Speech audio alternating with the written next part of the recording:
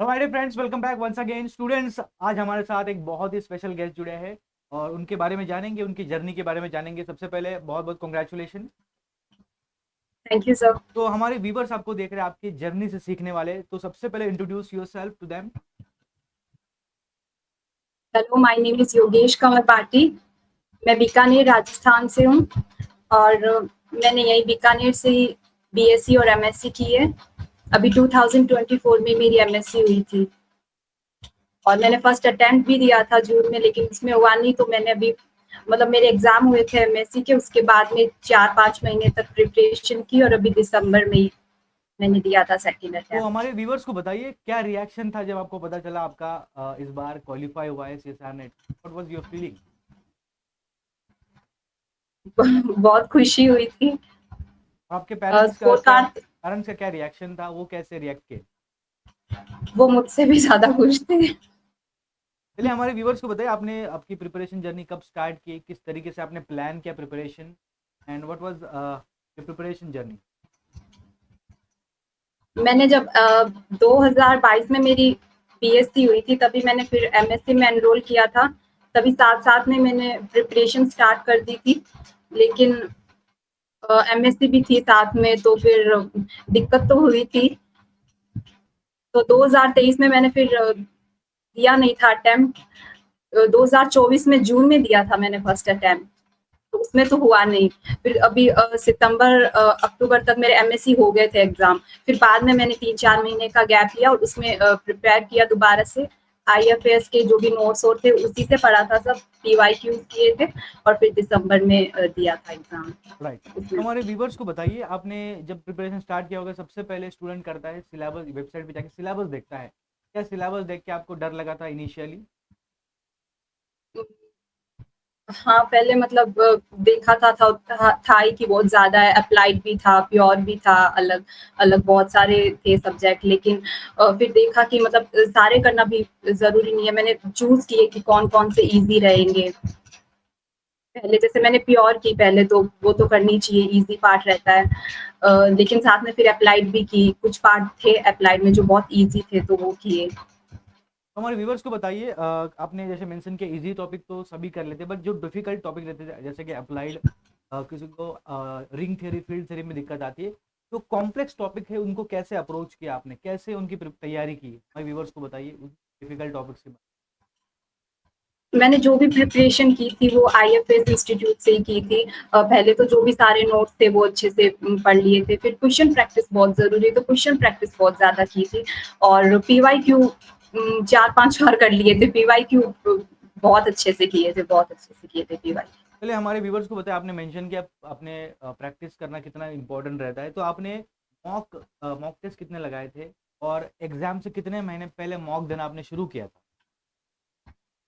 जैसे कि मैंने बताया कि मेरे सितंबर अक्टूबर में एमएससी के एग्जाम हुए थे, तो मैंने अभी नवंबर से ही मैंने स्टार्ट की थी प्रिपरेशन। तो अभी मतलब 4 महीने ज़्यादा की थी। तो पहले तो मैंने सारे नोट्स और पढ़ लिए थे और फिर पीवाईक्यू की और मॉक टेस्ट अभी मैंने एग्जाम से कुछ दिन पहले ही आईएफएस से ही खरीदे थे, वही दिए थे। टोटल फरवरी में दिए थे मॉक टोटल टेस्ट। कितने मॉक लगाए थे आपने एग्जाम से पहले? काउंट बता सकते हो हमारे व्यूवर्स को, उनको भी आइडिया आ जाएगा। 7-8 सात ज़्यादा आठ नहीं दिए ठीक है। थे। तो देखो, मैं इसमें एक पॉइंट ऐड करूंगा, आप एग्जाम से कम 1.5-2 महीने पहले मॉक देना शुरू करिए। ट्राई करिए एटलीस्ट 8 से 10 मॉक लगा के जाओ, बिकॉज हमें पता है एग्जाम में जो है मिक्स क्वेश्चंस आते हैं, ठीक है? तो आपको पता चलना चाहिए, जजमेंट आना चाहिए, क्या मेरे 3 घंटे में क्वेश्चन बन पा रहे हैं, इसलिए मॉक देना बहुत ज़रूरी है, टाइमर लगा के। और जब आप आईएफएस के मॉक देते हो, आपको पता है टाइमर रन होता है एंड विद इन दो स्टिपुलेटेड टाइम आपको फिनिश करना होता है। मेरा नेक्स्ट क्वेश्चन आपके लिए, हमारे व्यूवर्स को बताइए, अपने प्रीवियस ईयर क्वेश्चन कितने साल के लगाए, कितना इंपॉर्टेंट रहता है, इसका इंपॉर्टेंस पहले बताइए, और आपने कितने अटेम्प्ट किए थे पीवाईक्यू?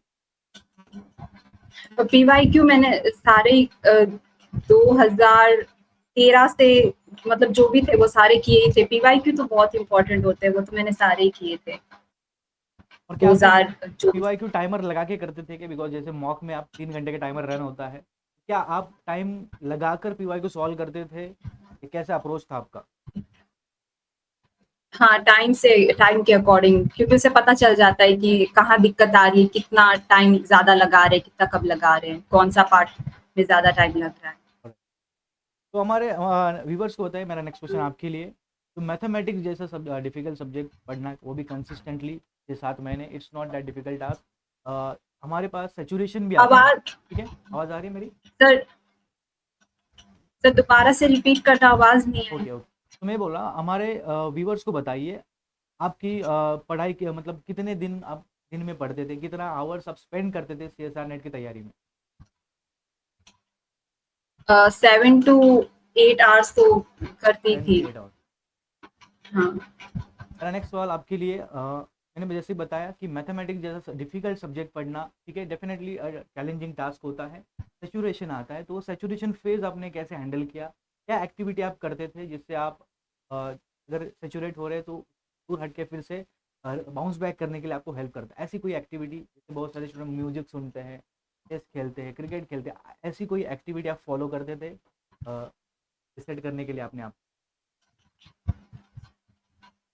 जो अ, पिछले साल जिन्होंने अच्छा किया, जिनकी अच्छी रैंक होती थी, उनके इंटरव्यूज देखती थी। चलिए, बहुत बहुत इंपॉर्टेंट है वो जो स्टूडेंट। रिव्यू देते थे तो हमें कैसे उनको एग्जाम फॉलो होना करना चाहिए, हम जिस रास्ते पे चल रहे हैं वो रास्ते पे चल चुके हैं, तो ज़रूर हमें फॉलो करना चाहिए, हमें इंस्पिरेशन मिलती है और हमें आइडिया भी आती है कैसी जर्नी रहेगी। मेरा नेक्स्ट सवाल आपके लिए, हमारे व्यूवर्स को बताइए, who was your biggest support system? कोई ऐसा एक व्यक्ति, इंसान जो आपके ठीक है, आपके साथ हमेशा खड़ा रहा, आपको जो भी डिफ़िकल्टी है उनको दूर करने में आपकी मदद किया है, तो कोई पेरेंट्स, रिलेटिव्स?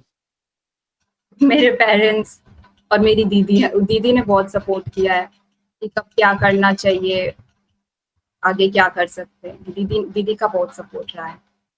तो my next question for you, आपका माइंडसेट कैसा था एग्जाम के दिन? बिकॉज बहुत सारे स्टूडेंट नर्वस होते हैं, मैं एग्जाम देने जा रहा हूँ, can you tell about that, your mindset exam के 1-2 घंटे पहले कैसा माइंडसेट रहा, क्या फीलिंग्स थी आप? नर्वस तो थी मैं बहुत ज़्यादा, क्योंकि पहले अटेम्प्ट में हो नहीं पाया था, अ, लेकिन इस बार प्रिपेयर करके गई थी कि पहले अटेम्प्ट से भी मैंने बहुत सीखा कि कहाँ गलती रही। तो नर्वस तो थी, लेकिन सोच के गई थी कि जब वो 3 घंटे होंगे उसमें कैसे कुछ और ध्यान नहीं देना है, कैसे पार्ट बी पहले करना है, पार्ट सी करना है बाद में, सिर्फ क्वेश्चन के बारे में ही सोचना है। तो उस 3 घंटों में सिर्फ जो क्वेश्चन थे वही सोच रही थी और ज़्यादा ध्यान। डेफिनेटली। तो हमारे स्टूडेंट्स जो पहली बार एग्जाम देने जा रहे हैं, वो भी आपके जर्नी से सीख रहे हैं, जैसे आपने एक दूसरे की जर्नी से सीखा है, तो हमारे व्यूवर्स को बताइए, आपका जो सीक्वेंस था एग्जाम में 3 घंटे, कैसा सीक्वेंस? PCA था, ABC था, CBA था, बताइए उसके बारे में जरा।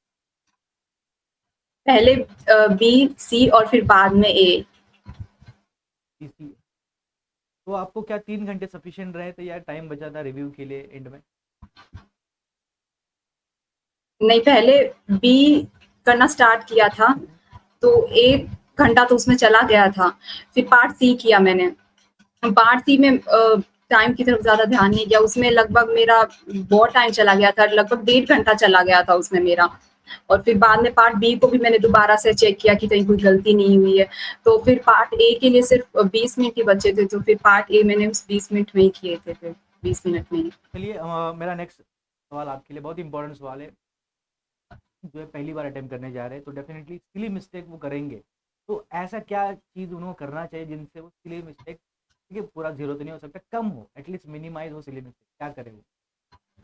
सजेशन फॉर आवर सि स्टूडेंट। सिली मिस्टेक तो हो जाती है, मैंने भी की थी सिली मिस्टेक, पार्ट सी में की थी 4.7 मार्क की। बाद में मुझे भी हुआ था अफ़सोस, बट वही है कि ध्यान उस वक़्त क्वेश्चन जो कर रहे हैं उस वक़्त ध्यान रहना चाहिए कि क्वेश्चन में क्या पूछा है, फ़ॉल्स स्टेटमेंट तो नहीं पूछा है, ट्रू स्टेटमेंट पूछा है या। चलिए, मेरा नेक्स्ट सवाल आपके लिए, हमें बताइए, हमारे व्यूवर्स को, ऐसा कौन सा सेक्शन था जो आपको क्वालिफाई करने में सबसे ज़्यादा मदद किया, पार्ट सी, पार्ट बी, और क्या उनका डिस्ट्रीब्यूशन है, बताइए ज़रा उसके बारे में डिटेल में। पार्ट सी ने बहुत हेल्प की। पार्ट सी मेरा अच्छा गया था। कितने क्वेश्चन बने पार्ट सी से? पार्ट सी में 12 क्वेश्चन सही 12 थे। क्वेश्चन। और पार्ट बी और ए में? पार्ट बी तो मेरा ज़्यादा अच्छा नहीं गया था। पार्ट बी में मैं ज़्यादा क्वेश्चन कर भी नहीं पाई थी, 10 ही क्वेश्चन किए थे, उसमें भी मेरे 8 ही सही हुए। और पार्ट ए में मैंने 12 क्वेश्चन किए थे, वो 12 के 12 सही थे। और पार्ट सी में भी 12 क्वेश्चन थे, और पार्ट बी में मैंने 10 क्वेश्चन किए थे, उसमें मेरे 8 ही क्वेश्चन सही हुए थे। पार्ट बी थोड़ा सही। राइट। तो सीएसआर नेट एक माइलस्टोन होता है, वो तो कॉन्कर कर लिया आपने। What's next? What's your future plans? Tell us about that. Sir आवाज नहीं आ रही है। क्या आ रही है आवाज? जी। हाँ, तो मेरा सवाल आपके लिए, सीएसआर नेट एक माइलस्टोन होता है, कॉन्कर कर लिया आपने। What next? What's your future plan? Tell us about that. अभी राजस्थान में असिस्टेंट प्रोफेसर की वैकेंसी निकली हुई है, तो वो फॉर्म मैंने फिल किया हुआ है। तो अभी नवंबर दिसंबर तक एग्जाम होगा, तो उसके लिए प्रिपेयर कर रही हूँ। ऑलराइट। बहुत अच्छा लगा आपसे बात करके। बहुत बहुत शुक्रिया हमारा कीमती समय निकालने के लिए। I wish you all the best for your future journey. और कोई लास्ट मैसेज हमारे व्यूवर्स के लिए आपके थ्रू? अगर आपने डिसाइड किया है कि आपको एग्जाम क्लियर करना है, तो आपको कंटिन्यूटी बना के रखनी पड़ेगी। ऐसे नहीं कि 2 दिन पढ़ लिया, 3 दिन पढ़ लिया और फोर्थ डे स्किप कर दे। आपको कंटिन्यूटी बना कर रखनी पड़ेगी। और आप अगर प्योर कर रहे हो तो आप अप्लाइड भी छोड़ नहीं सकते हो, क्योंकि उसमें भी कुछ टॉपिक ऐसे होते हैं जो बहुत ही आसानी से हो जाते हैं। तो उसमें भी करना चाहिए, बहुत कर सकते हैं। Right. Thank you so much Yogeshwari, and I wish you all the best for all your future endeavours. Thank you.